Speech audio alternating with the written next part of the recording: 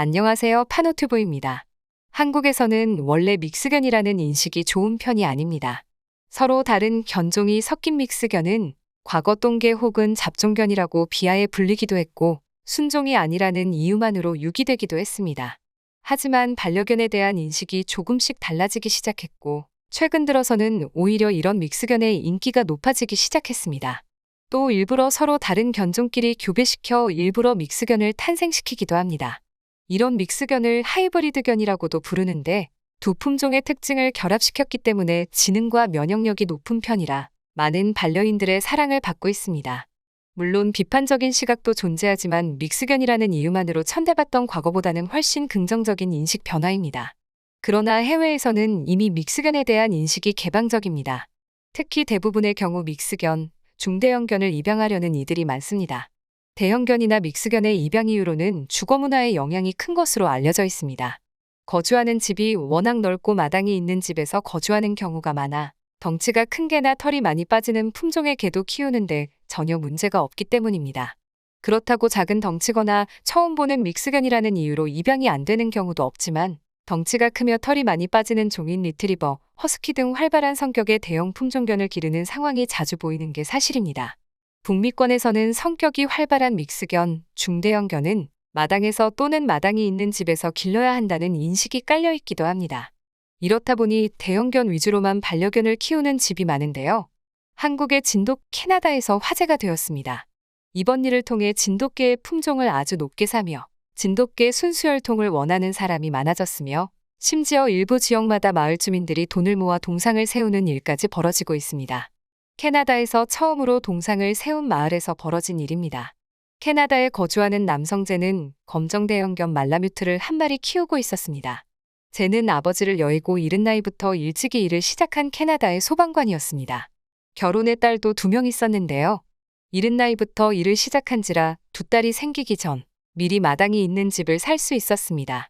마침 딸들도 수영을 좋아하던 터라 여름이 되기 전 수영장을 짓기로 했고 그렇게 수영장을 짓던 도중 사고가 나게 됩니다.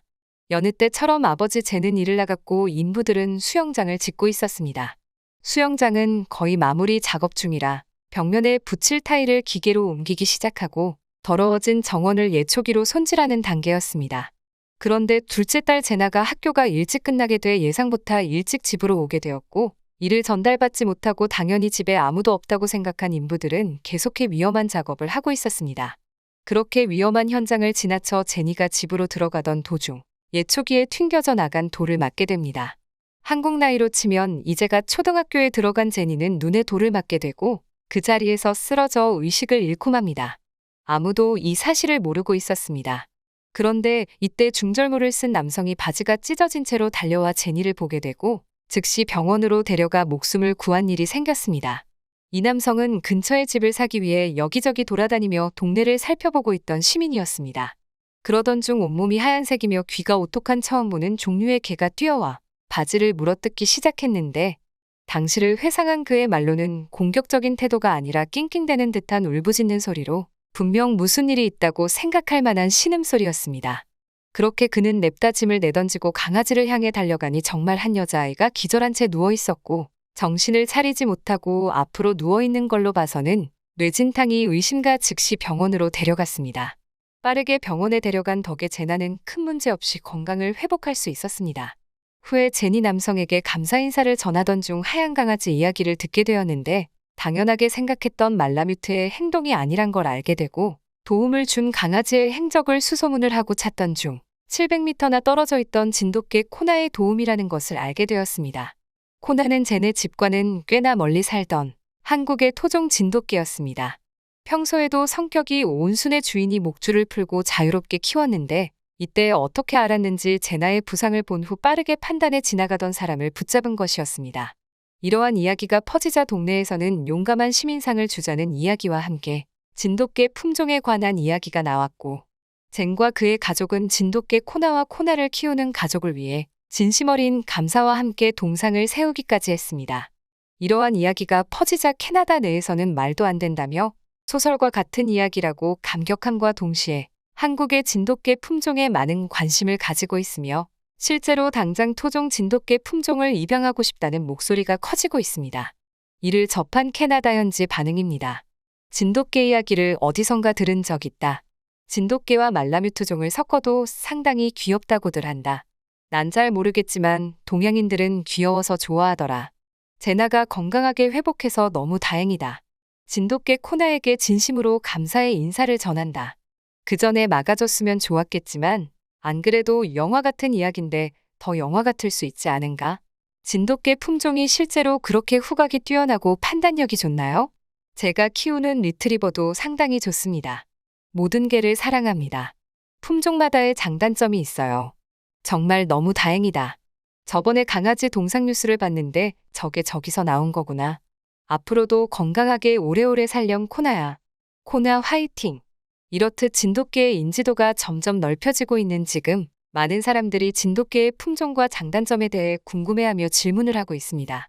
그중 가장 많은 질문이 얼만큼 다루기 쉬운지에 관한 것인데 이에 진돗개 전문가들이 직접 해주고 있는 답변 내용 중 일부입니다. 진돗개는 사실 반려가 쉽지는 않은 견종이다.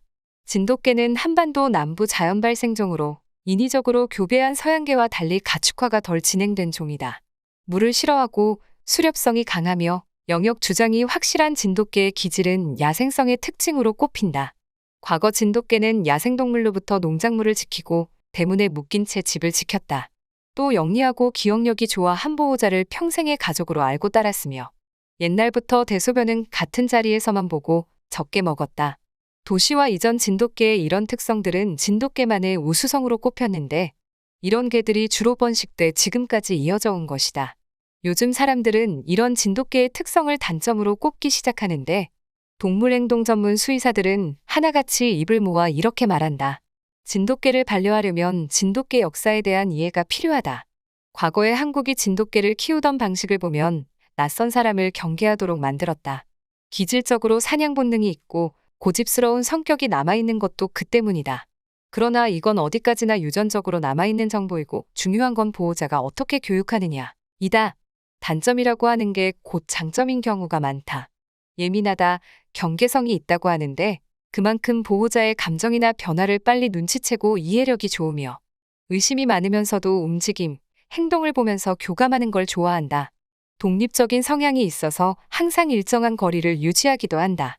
고양이 같은 개라고 표현하는 사람이 꽤나 많을 정도다. 진돗개의 단점이 오히려 장점으로 부각되며 점점 많은 이들에게 사랑받고 있습니다. 우리 진돗개들이 해외에 나가서도 건강하게 사랑받고 자랐으면 하는 마음입니다.